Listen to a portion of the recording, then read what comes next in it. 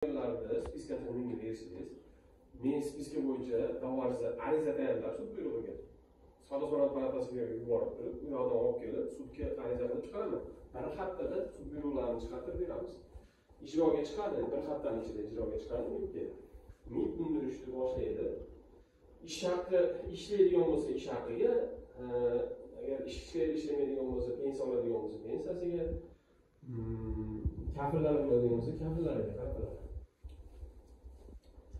Agar umuman imkoniyat yo'q, to'lashning imkoniyati yo'q bo'lsa, qarzdorlik reyestri degan narsa bor nimada, MIBda.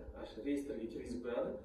Chet elga chiqadigan bo'lsa ham tahrirga olib qo'yadi, chet elga chiqadigan bo'lsa ham chet elga chiqa olmaydi. Oldi-sotdi biron bir mashinani, uy-joyni oldi-sotdi qilaman desa qila olmaydi. Qachonki shu nimaga bankka kelib qarzdorligingizni to'lang, to'laganingizdan keyin qarzdorliklar hamma yopilgandan keyin ochiladi. Ana shunaqa tartib o'rnatilyapti.